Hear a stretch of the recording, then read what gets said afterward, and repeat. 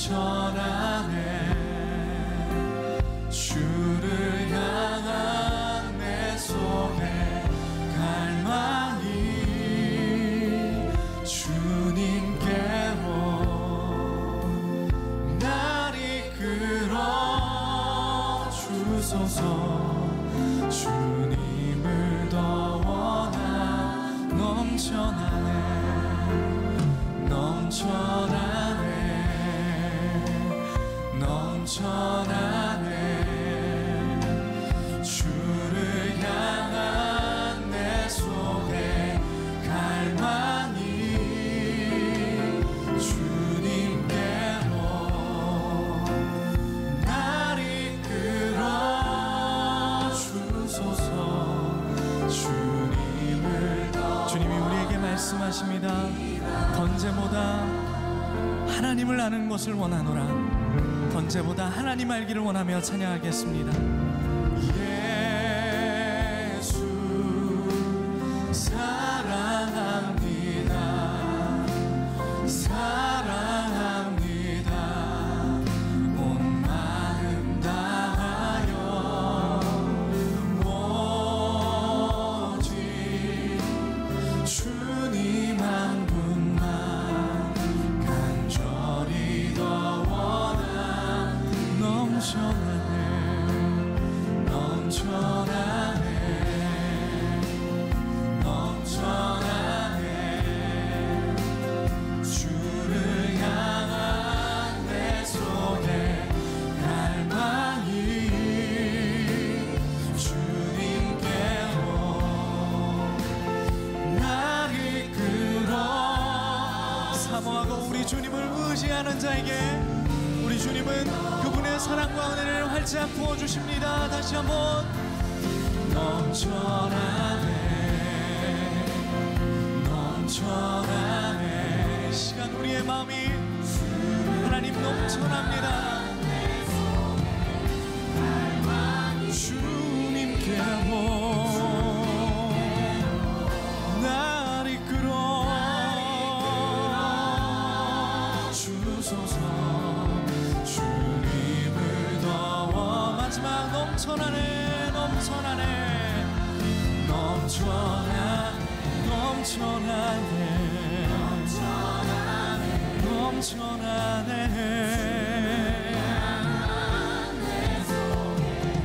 갈망이 주님께로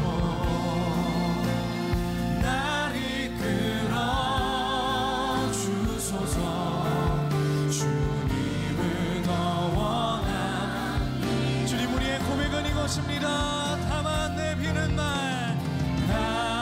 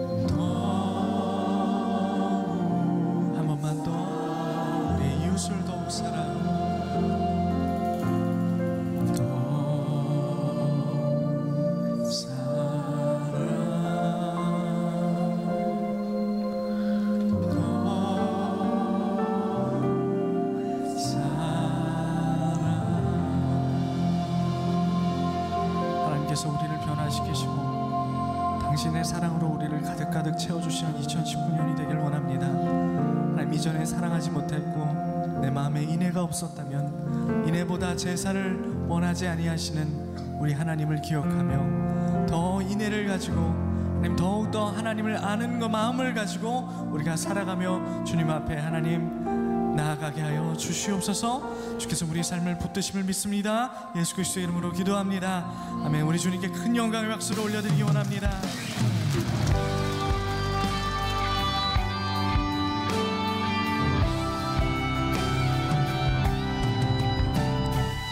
예수도 알기 원하네.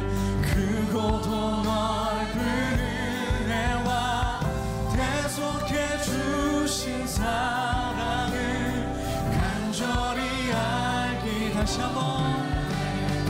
예수도 알기 원하네. 크고도 넓은 은혜와 대속해 주신 사랑을 간절히 알기 원하네. 내 평생의 소원, 내 평생의 소원, 대속해 주신 사랑을 간절히 알기. 성령이 스승되셔서 진리를 가르치시고 거룩한 뜻을 깨달아 예수를 알게 하소서. 내 평생의 소원, 내 평생의 소원, 대속해 주신 사랑을 간절히 알기 원. 다시 한번. 성령이 스승되셔서 진리를 가르치시고 거룩한 뜻을 깨달아. 이곳에 모인 우리의 고백입니다. 내 평생의 소원, 내 평생의 소원, 대속해 주신 사랑을 간절히 알기. 내 평생의 소원, 내 평생의 소원, 대속해 주신 사랑을 간절히 알기 원하네. 내 한 가지 소원, 내 평생의 소원, 신 사랑을 간절히 알네. 마지막으로 내 평생의 한 가지 소원, 내 평생의 소원, 대속해 주신 사랑을 간절히 알기 원하. 간절히 알기 원하네. 간절히 알기 원하네.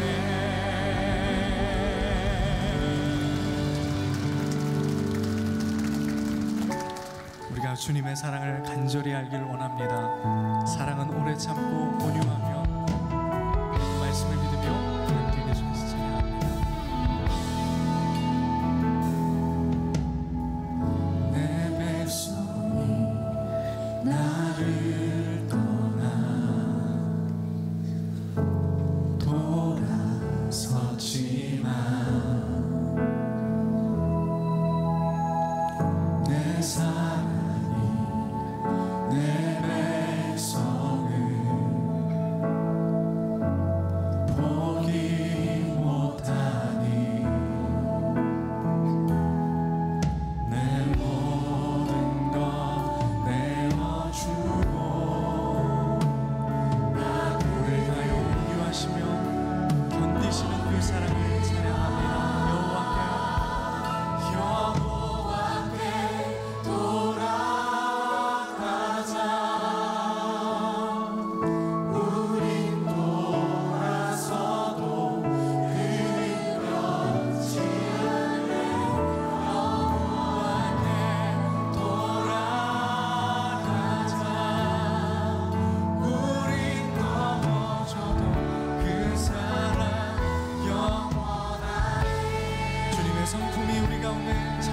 사랑하시기 합당하십니다. 그의 백성을 사랑하시는 그 주님의 마음이 찬양받기에 합당하십니다. 내 백성이 나를 떠나, 내 백성이 나를 떠나 돌아섰지만 내 사랑이 내 백성을 포기 못하는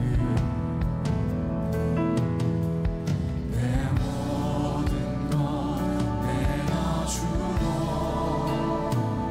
나 그들을 얻으리라.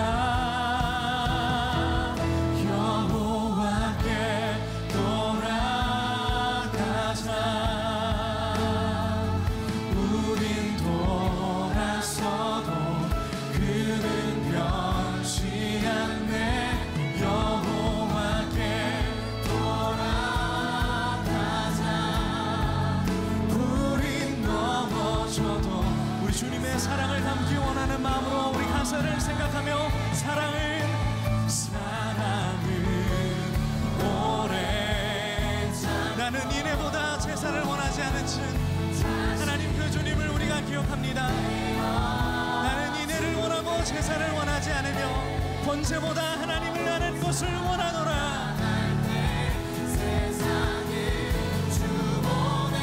사랑은 절대 지지 다시 한번 사랑은 오래 참고 자신을 내어주네. 서로 사랑할 때 세상을 주보내. 사랑은 절대 지지 않네. 여호와께 돌아가자. 우린 돌아서도 그는 변치 않네. 여호와께 돌아가자. 우린 넘어져도 그 사랑 영원. 마지막으로 여호와께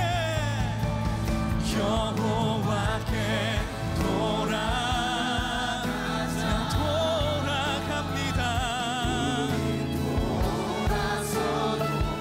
나는 돌아서도 변치 않는 사랑을 찬양. 우린 넘어져도 그 사랑 우린 넘어져도 그 사랑. 마지막 우린 넘어져도 그 사랑 영원한. 우리는 2019년에 넘어질지 모르지만 우리 주님은 동일하신 은혜로 우리를 채우시며 우리를 살리시며 그분의 은혜로 부어주실 것을 우리가 믿음으로 나갑니다. 주님,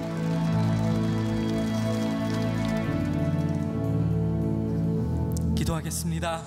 2019년 새 시간을, 새 마음을 우리에게 허락하신 하나님, 새해 첫 주일 예배로 주님 앞에 예배하며 우리가 나아갑니다. 새해에는 주님을 더 알고자 사모하는 영혼들이 풍성히 주님을 경험하도록 인도하여 주옵소서. 2019년 만나교회가 변화를 주제로 삼았습니다. 주님, 우리가 주 앞에 가오니 우리를 새롭게 하시되 먼저는 내 안에 이기심과 추악함이 발견되며 연약함이 벗어지고 독수리가 날개치며 올라감 같은 새 힘을 가지게 하여 주옵소서. 인애를 원하며 제사를 원하지 않으시는 주님, 남을 사랑하는 마음은 없으면서 예배의 형식을 갖추려 하는 우리의 모순을 돌아보게 하여 주시고 우리의 사랑 없음이 변화되어 넘치는 사랑의 성도 되게 하여 주옵소서. 믿는 자에게 변화의 시작은 예수 그리스도와의 만남으로부터 출발하게 하셨습니다. 주를 만남으로 인하여 이전에는 형식적이었으나 이제는 관계적이며, 주를 만남으로 인하여 껍데기 같았으나 진실한 속을 가지게 하여 주시고, 말씀의 은혜로 이 시간 우리를 적셔 주시되 이른 비와 늦은 비와 같이 어김없이 우리의 마음을 적시시는 그 말씀의 단비를 우리가 경험하게 하여 주옵소서. 우리가 기대하오며 이 모든 말씀 온전케 하시는 예수 그리스도의 이름으로 기도합니다. 아멘.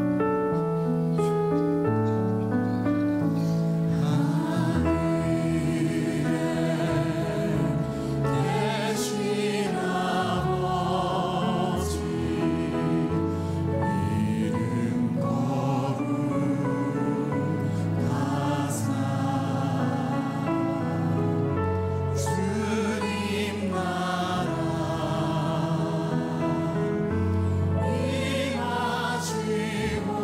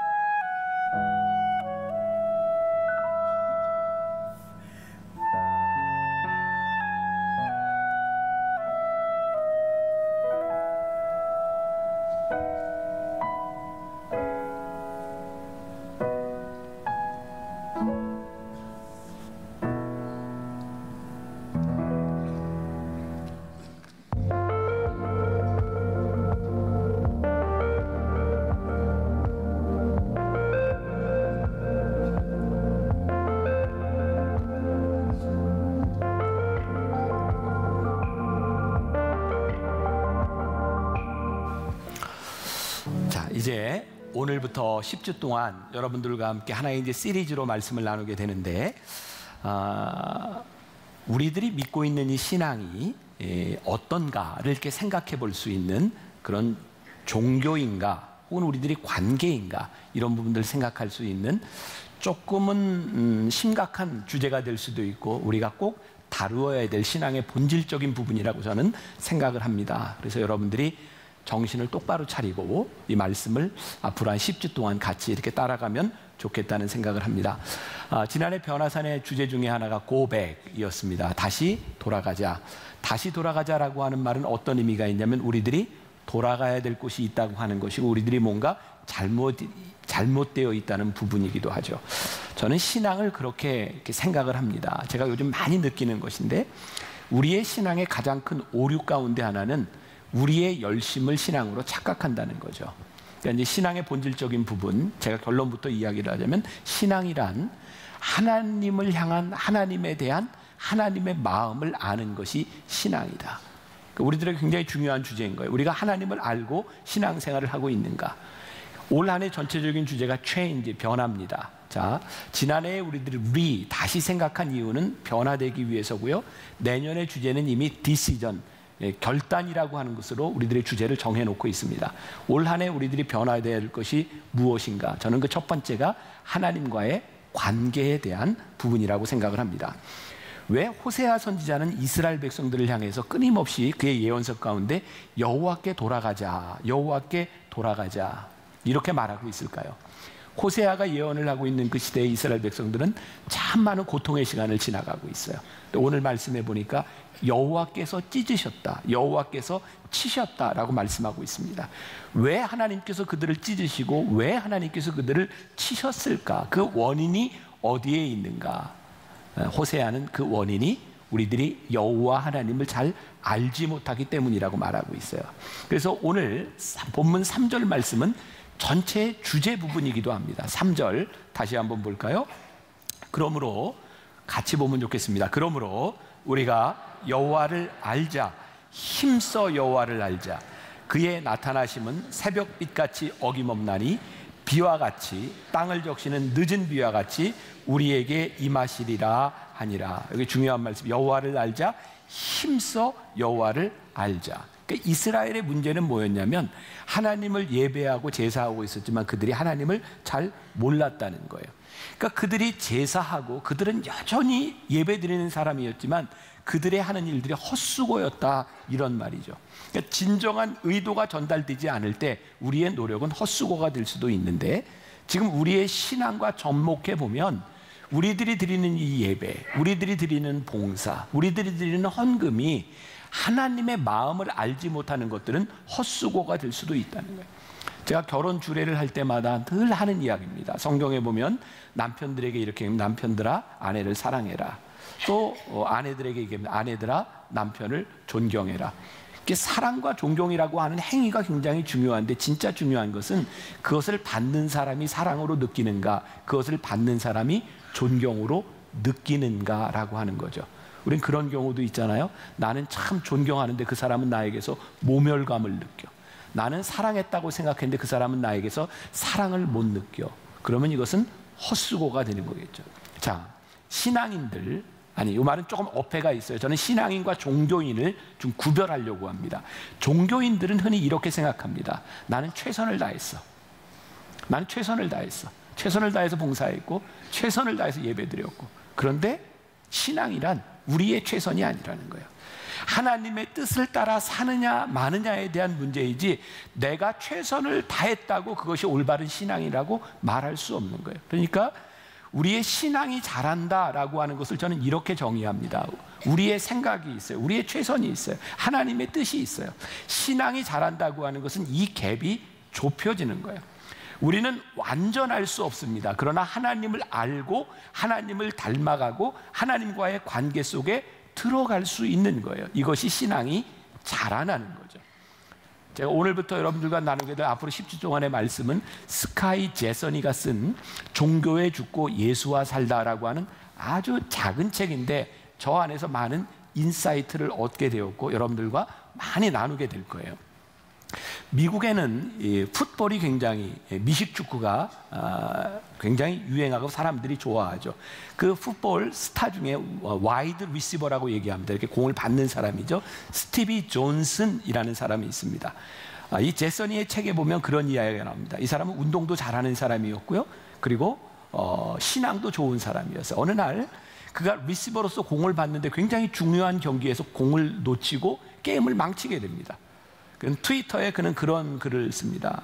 하나님, 저는 제 역할을 충분히 수행했어요. 저는 열심히 노력했고 무엇보다도 하나님을 열심히 찬양했어요. 그래서 저는 하나님이 그 공을 잡도록 도와주실 줄 알았어요. 저는 최선을 다했는데 하나님은 최선을 다하지 않으셨어요. 하나님께 대한 실망입니다. 우리가 신앙생활하면서 참 많은 실망을 느낄 때가 있죠. 언제 그렇습니까? 우리들이 기대한 것이 이루어지지 않을 때. 그리고 더 큰 실망은 뭐냐면 나는 하나님을 그렇게 기대하고 내가 이렇게 열심히 노력했는데 하나님께서 그걸 들어주시지 않을 때 우리는 많이 실망합니다. 자, 신앙의 오류. 우리는 늘 우리가 기도한 대로 응답을 받아야 된다고 생각한다. 이거 신앙의 오류다. 어쩌면 여러분들을 굉장히 혼란스럽게 할지 몰라요. 우리는 응답받기 위해서 기도하는데 우리들이 모든 기도대로 하나님이 응답하셔야 된다고 생각하는 것은 신앙의 오류다. 자, 우리들의 신앙을 보세요. 우리는 그동안 간증이라고 하는 것도 많이 들었습니다. 어떤 간증이요? 와, 기도했더니 하나님이 이렇게 이루어 주셨어. 특별히 우리들에게 실제 현실적인 문제 가운데 하나가 질병에 대한 문제, 자녀에 대한 문제, 또 경제적인 문제. 우리 교인들 살아가는 사람들의 문제를 세 가지로 정리하려면 이 범주를 거의 벗어나지 않습니다. 우리 특별 새벽 기도회 때가 되면 특별히 몸이 아픈 사람들 이 앞에는 또 한나석이라고 해서 자녀를 가지기를 원하는 사람들도 여기 앉아 있어요. 근데 여러분들 간증하는 사람들은요, 기도가 이루어진 사람들은 간증하는데요, 기도가 이루어지지 않은 사람들은 아무 소리 하지 않습니다.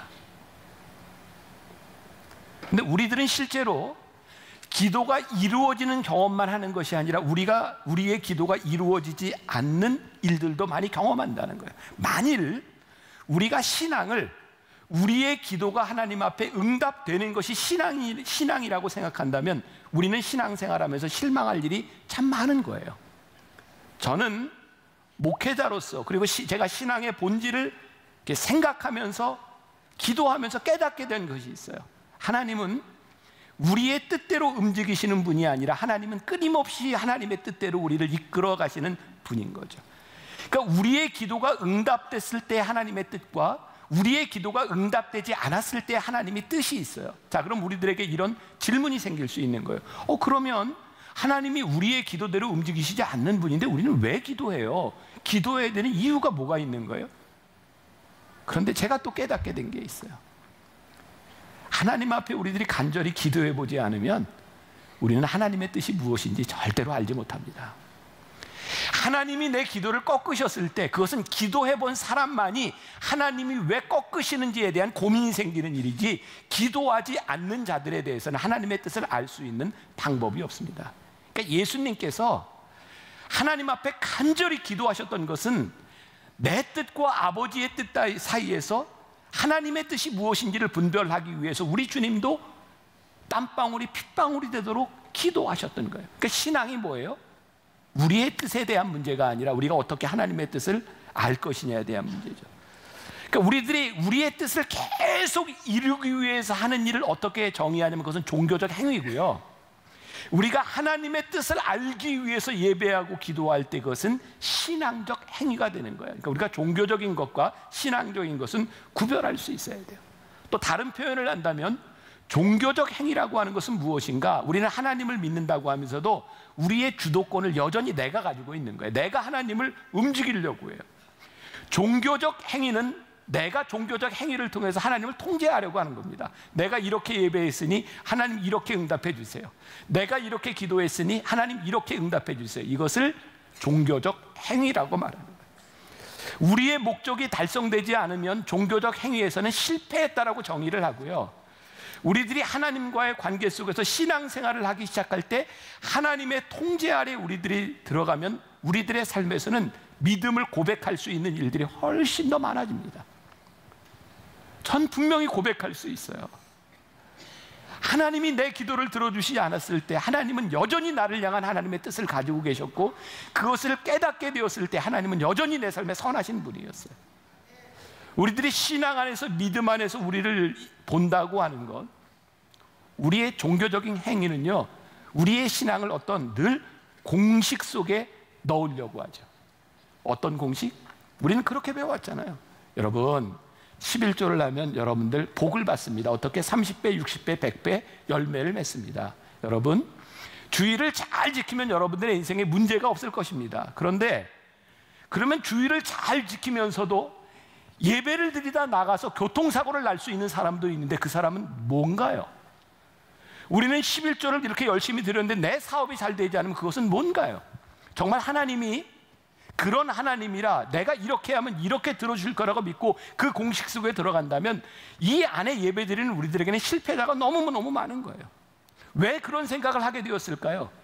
우리의 생각이, 우리의 가치가 너무나 물질적이고 우리의 생각이 하나님과 멀어져 있어서 우리의 생각에 이것이 축복이라고 생각하니까 하나님이 우리들을 이끄시는 하나님의 축복이 우리들에게 축복으로 느껴지지 않는 거예요. 왜? 내 뜻하고 다르니까.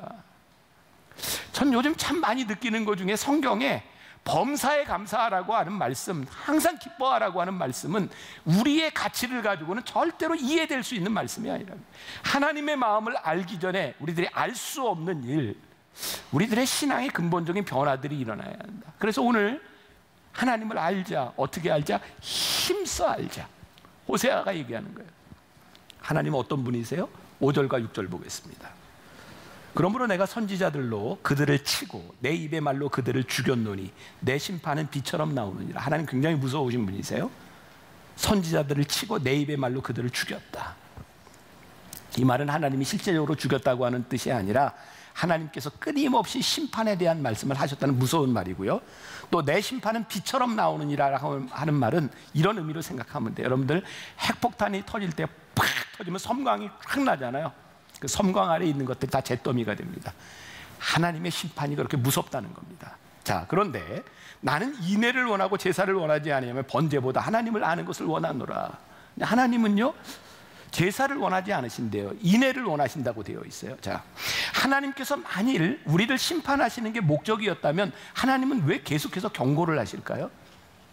그러니까 우리들이 분명히 깨닫게 되는 게 있어요. 하나님은 끊임없이 심판을 얘기하시지만 하나님의 목적은 심판에 있는 게 아니에요. 어디에 있어요? 돌아오라는 거예요. 그러니까 우리들이 하나님의 마음을 알아야 되고, 그 하나님의 마음 가운데는 인애, 우리를 참고 기다리시는 하나님의 사랑이 있어요.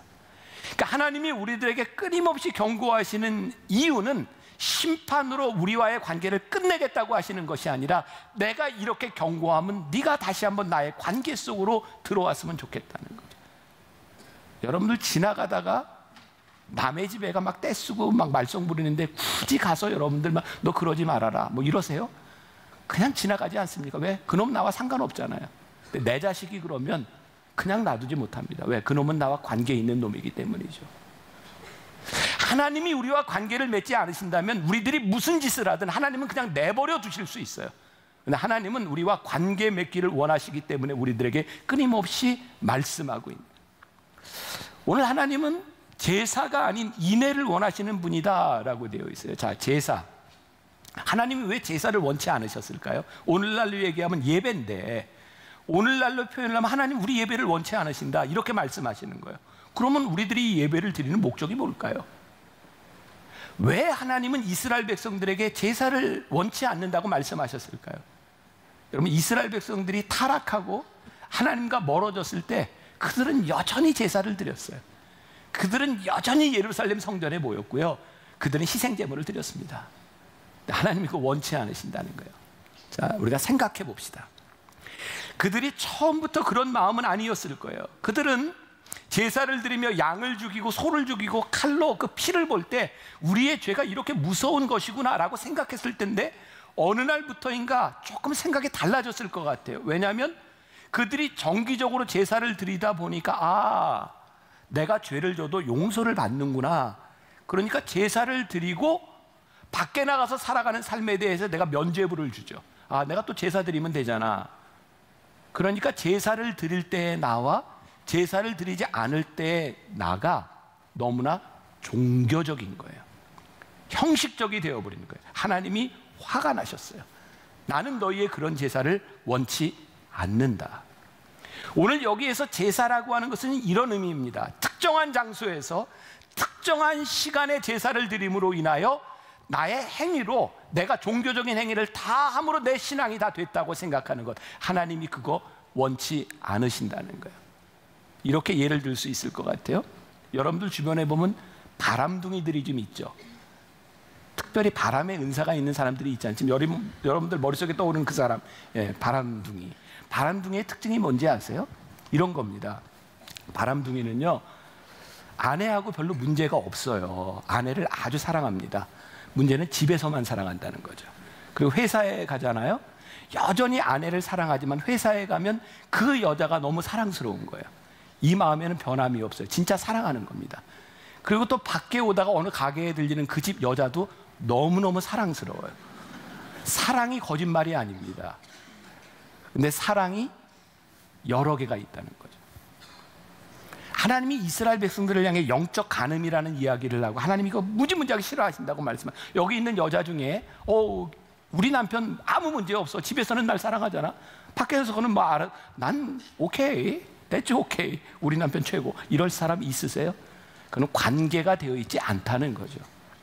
하나님이 우리들에게 끊임없이 관계를 말씀하시는 이유는 오늘 여기 예배하는 너희의 제사 가운데서, 그리고 이 제사를 드리고 살아가는 너희의 삶 가운데서 지속적으로 나와 관계되어지기를 원한다. 나는 종교가 아닌 너희들과의 관계 속에서 너희들이 신앙적인 관계를 맺기를 원한다고 끊임없이 말씀하고 있는 거예요. 그러니까 우리들이 하나님의 관계 속으로 들어갈 때와 우리들이 종교적인 행위를 할 때는 이건 아주 다른 차원의 문제인 거죠. 자, 아까 이야기했던 풋볼 경기로 조금 옮겨가는데, 지난해에 정말 예상치 않았던 팀이 우승을 했습니다. 필라델피아 이글스라고 하는 팀이 우승을 했고요. 올해 역시 그 팀이 아주 떨어지리라고 생각을 했는데 플레이오프에 올라갔습니다. 필라델피아 이글스, 그 팀의 닉 폴스라고 하는 쿼터백이죠. 닉 폴스는요, 정규 시즌에 3게임밖에 뛰지 못했습니다. 후보 선수였습니다. 나이도 많고. 그래서 목사가 되려고 신학교를 갔고, 근데 이 사람 때문에 우승을 하게 되고요. 그 팀 안에 일어났던 일들이 있어요. 제가 이 설교를 준비할 때 우연히 영상을 봤어요. 제가 지난해 말부터 계속 여러분들에게 영상을 보여주고 있죠. 영화도 보여주고 있고. 이유 아시죠? 요 연말 연초에만 나오는 사람을 제가 탁 낚으려고, 예배가 그렇게 지루한 게 아니라 여기는 뭐 별걸 다 보여줍니다. 오늘은 또 풋볼도 보여줍니다. 주말에만, 연초에만 오는 성도들이요, 예배는 재미있습니다. 자, 우리 한번 보겠습니다.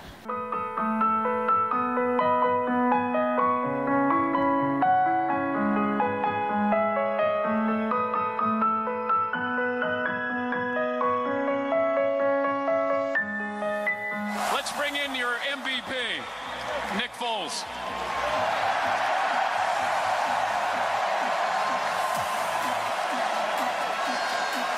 Just another game, right, Nick? Yeah, just another game. Unbelievable. All glory to God. Apple for us here is that in the NFL, since our Sundays are taken up, you can't go to church. So you have the opportunity to attend chapel, which is like a small church service, and we're able to get our word in. Every Monday night, we have a couples Bible study. We have a Thursday night team Bible study, and then Saturday nights, we actually get together the night before the game and just kind of pray, talk through the word, what guys have been reading, what they're struggling with, and just kind of keep it real with each other. To have that here in an NFL facility like this, it's really special.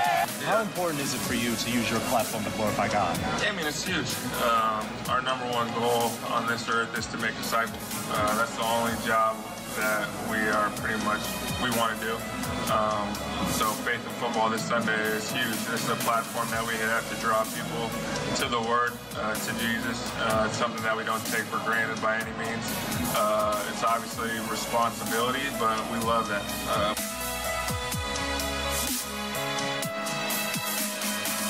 The major thing I found out is they're regular people. I don't care how much money you give them.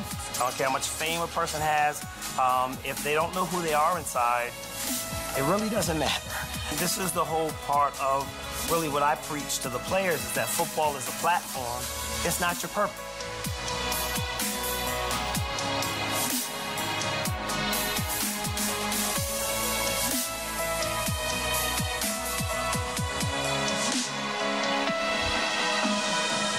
이 영상에 말이죠, 우리가 종교적으로 이해한다면 두 가지의 문제가 있습니다. 하나는 이 미식축구를 하는 선수들은요, 주일날 주의를 지키기가 힘들다는 겁니다.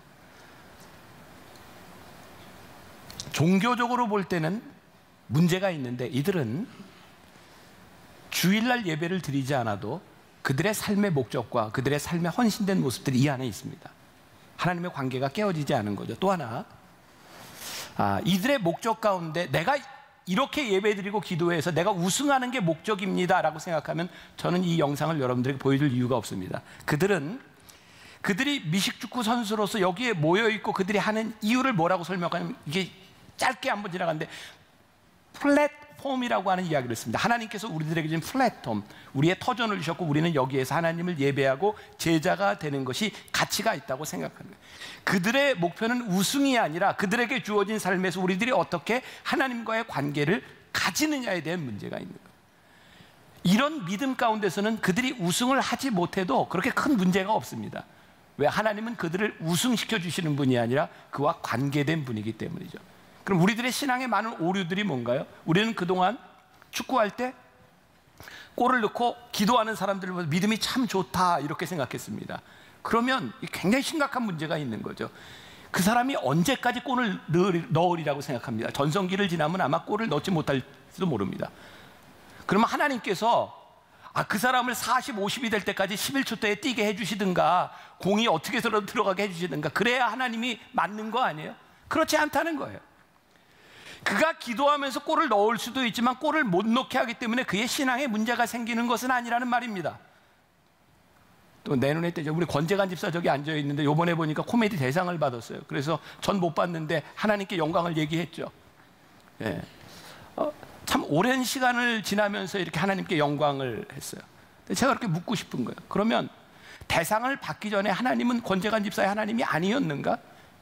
상을 못 받게 하면 하나님은 영광을 받지 않으신가?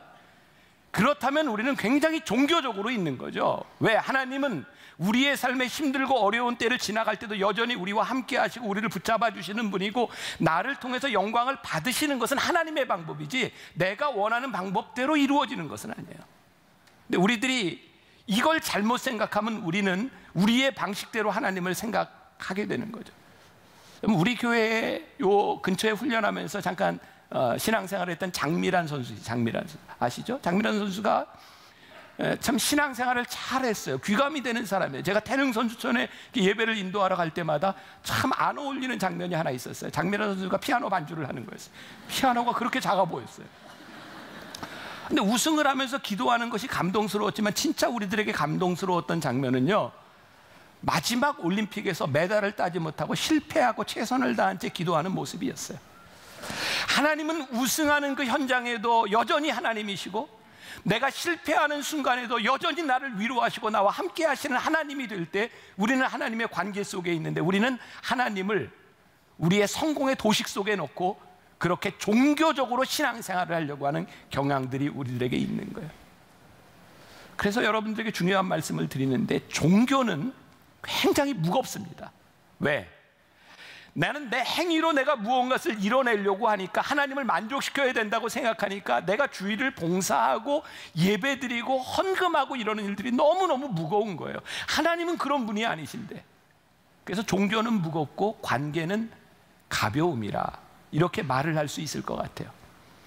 종교 가운데서 하나님은 정말 힘들어 하시는 것이 뭐냐면 우리들에게 무시당하는 거죠. 종교 가운데서 우리는 하나님을 하나님으로 대우하지 않고 우리가 원하는 것을 하나님이라고 생각하니까, 예를 들면 이런 거예요. 제가 어제도 어떤 성도 집에 이제 초청을 받아 저녁을 먹으러 갔어요. 먹으러 갔는데 그분이 음식을 쫙 차려, 정말 너무 정성스럽게 차렸어요. 근데 제가 먹을 게 없어요. 그럼 그분의 정성이 어떤 의미가 있을까요? 근데 어제 그분은 저에게 이렇게 올라가는데 그러다 목사님이 뭐를 좋아하시는지 몰라서 육회 공군을 다 준비를 했어요. 제가 어떤 느낌이 들까? 저분은 나를 참 배려했구나. 만약 이런 것도 생각해 볼 수 있죠. 이렇게 갔는데 자리를 이렇게 방석에다가 예쁘게 만들었는데 나는 만일 관절염 때문에 굉장히 아픈데 거기 앉으라고 이렇게 펼쳐놨어. 그게 나에게 얼마나 이로운 일일까요? 그분이 열정과 최선과 사랑이 있었다고 하는 것을 우리들이 부인할 수 없는 일이지만 손님인 내가 그것을 느끼지 못한다면 그것은 진짜 사랑이 아닐 수 있는 거죠. 종교 가운데서 우리는 내가 한 노력을 자랑합니다. 하나님과 관계없어요. 그래서 바리새인들을 우리 예수님이 많이 질책하셨잖아요. 회칠한 무덤과 같은 자들아. 그들은 어떤 자들이었어요? 사람들이 보는 곳에서 자기 행위를 자랑했어요. 아, 저는 안식일을 지키고요, 저는 가난한 자를 잘 도왔고요, 저는 금식했고요. 하나님이 그들을 바라보며 위선자라고 말씀하셨어요. 그러니까 하나님과 관계없는 종교적 행위를 하고 있었던 거예요. 요즘 우리들 자랑 많이 하잖아요. 손주 자랑 특히. 그 다음에 요즘은 손주 자랑과 더불어서 개와 고양이 자랑도 많이 하잖아요. 요즘은 스마트폰에다 사진 이렇게 넣고 다니면서 모임 때 그러잖아요. 5만 원 딱 내고 나 자랑 좀 하자 이렇게 자랑해요. 근데 유일하게 돈 안 내고 자랑하는 게 남편 자랑이라면서 아주 희귀한 일이야. 그건 돈을 안 내고 자랑해도 된다 그래요. 자랑해요. 우리가 마치 종교적인 행위 가운데서 우리 나를 자랑하는 거예요. 하나님에 대한 존중이 없어요. 우리가 신앙으로 들어간다고 하는 것은요, 하나님의 마음을 알아가는 과정이고 하나님을 존중해가는 과정이에요. 자, 오늘 말씀 4절에 보니까 에브라임아 내가 내게 어떻게 하랴, 유다야 내가 내게 어떻게 하랴, 너희의 인애가 아침 구름이나 쉬 없어지는 이슬 같도다. 에브라임과 유다, 이스라엘 백성을 얘기하는 거예요. 내가 너희들에게 어떻게 하랴, 너희의 인애가, 너희의 사랑이, 하나님을 향한 사랑이 아침 구름이나 쉬 없어지는 이슬과 같다. 그러니까 우리들이 종교적으로 살아가면 이 종교는 우리를 너무너무 지치게 만들고 힘들게 만드는 거야. 그러니까 하나님이 우리들에게 알려주시는 것이 있어요. 다시 말을 하면 종교는 무겁고 관계는 가벼움이라. 비슷한 말씀이 좀 어디서 떠오르지 않아요? 내 멍에는 가볍고. 예수님께서 내 멍에를 지라라고 말씀하셨을 때 그 멍에 사진으로 한번 보여드릴게요. 이 이스라엘 백성들에게 얘기하는 이 멍에, 성경에 나오는 결이라고 하는 것은요, 소 2마리가 이렇게 멍에를 메고 가는 거예요. 그런데 예수님께서 말씀하셨을 때 저 멍에라고 하는 개념은요, 큰 소가 있고 작은 애기소 송아지가 있어요. 그러니까 멍에를 메면 무게를 누가 질까요? 큰 소가 집니다. 작은 소는 그냥 따라가면 되는 겁니다.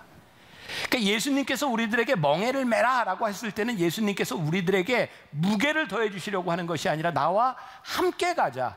내 멍에는 쉽고 가벼우니라. 왜? 하나님이 우리를 인도해 주시기 때문에 내 멍에는 쉽고 가볍다고 말씀하시는 거예요. 그런데 우리는 종교 가운데서 멍에를 내가 지는 거예요. 그러니까 우리들이 신앙의 신앙의 세계 속으로 들어간다고 하는 것은 하나님과 함께, 주님과 함께 멍에를 메고 가요.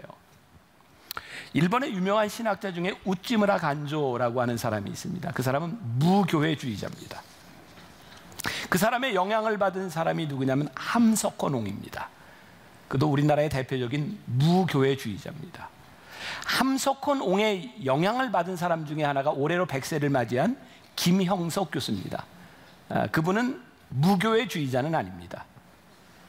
왜 무교회주의자가 됐을까요? 그들이 생각할 때 교회를 만나보니까 너무 종교적이라 하나님을 믿는 믿음에서 떠나 있으니 교회를 떠나간 거예요. 자, 교회를 떠나가기 때문에 하나님을 떠나가는 것은 아닙니다. 그래서 만일 교회가 종교적이 되어버리고 하나님을 떠났다면 저는 오늘 여러분들에게 이렇게 얘기를 합니다. 여러분, 교회로부터 벗어나십시오. 교회로부터 떠나서 하나님을 붙드십시오.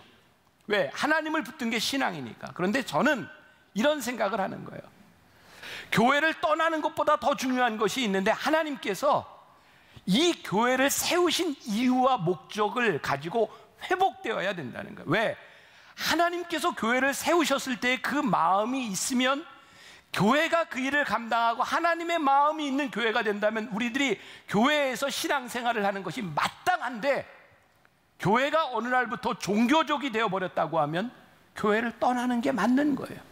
그러니까 목회자인 저에게, 만나교회에서 신앙생활하는 여러분들에게 정말 중요한 것이 있는데, 하나님이 우리를 여기에 부르신 이유, 하나님이 이 땅 위에 만나교회를 세우신 이유, 그것이 우리들에게 분명히 보여져야 되는 거예요. 수고하고 무거운 짐진 자들아 다 내게로 오라. 내가 너희를 쉬게 하리라. 우리는 종교가 아닌 관계 속에 들어간다고 하는 것을 우리들이 알아야 돼요. 말씀을 마무리합니다.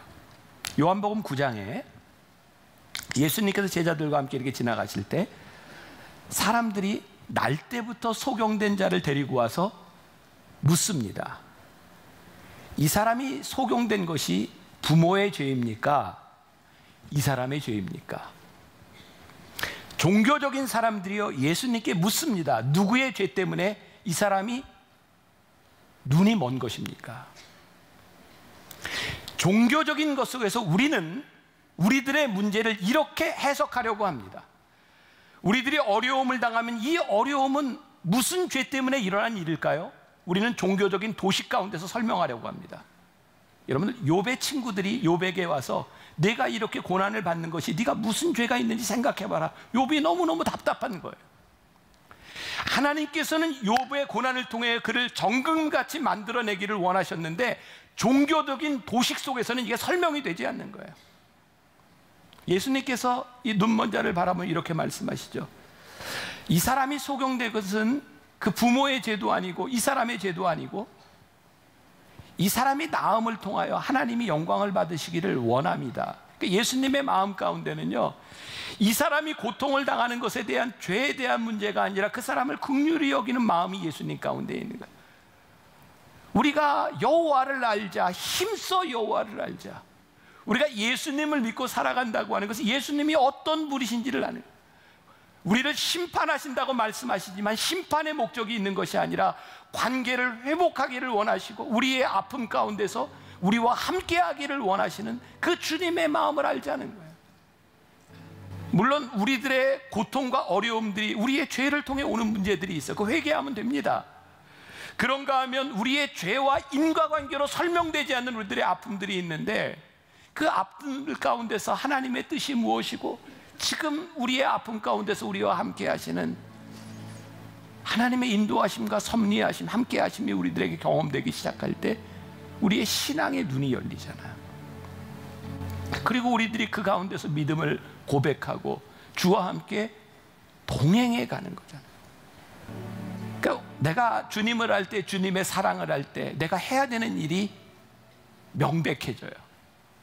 내가 견뎌야 되는 일도 명백해져요.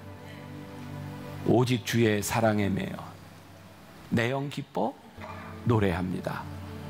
아마 이런 신앙의 관계 속에서 이 찬양이 잘 이해가 될 것 같아요. 우리 같이 한번 이 가사를 생각하면서 찬양을 불러보면 좋겠습니다. 오직 주의 사랑에 매여.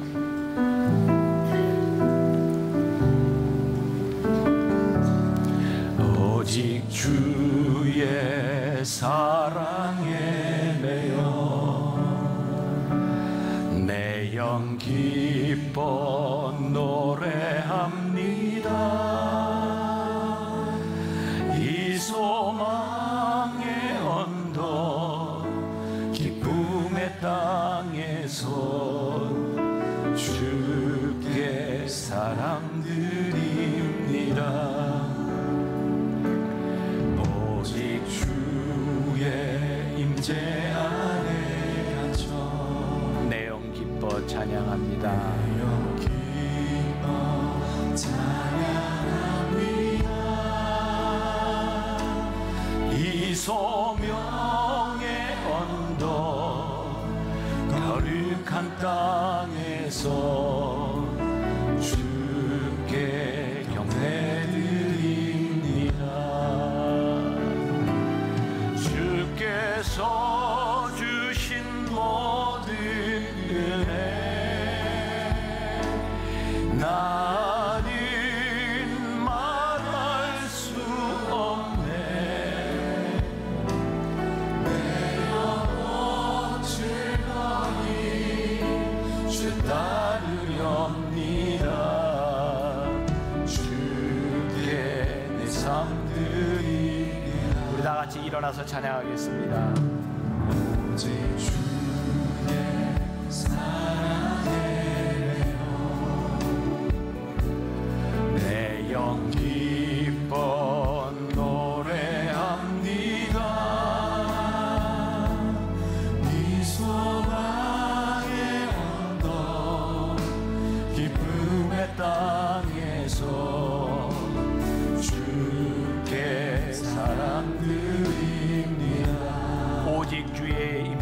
안에 오직 주의 임재 안에 갇혀